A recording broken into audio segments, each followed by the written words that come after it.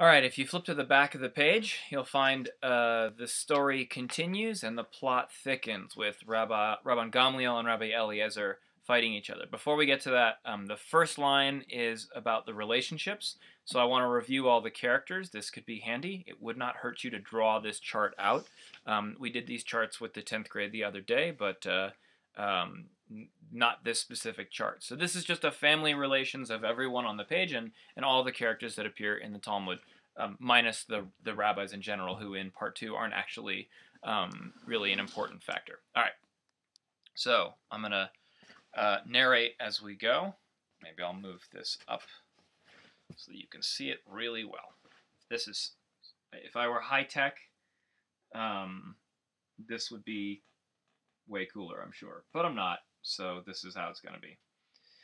So, as you can see, Rabban Gamliel is the chief rabbi. If you've learned anything from this text and from the last couple of units, that it's that the phrase chief rabbi, or Rabban, means chief rabbi.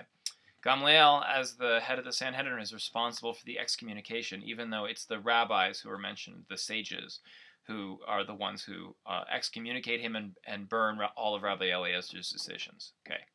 Rabban Gamliel is married to a woman named Ima Shalom. All of you probably know that the phrase Ima means mother, and Shalom means peace. Very interesting that this woman's name is Ima Shalom. As you're going to see, she's kind of cast in the peacemaker role. She's responsible for making sure that these two parties are going to get along with each other as best they can. We also have, as you see here,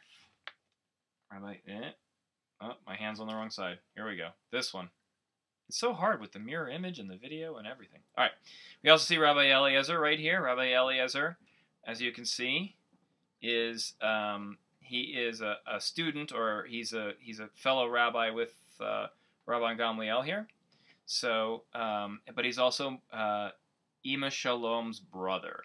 So this is Rabban Gamliel's brother-in-law that he has excommunicated, and Rabbi Eliezer's brother-in-law who excommunicated him, and Ima Shalom is going to play this middle role. Off to the side over here, there we go. You see Akiva and Rabbi Yoshua. Rabbi Yoshua is the one who stands up and stops the walls from falling. Akiva is the one who makes sure that Rabbi Eliezer is informed.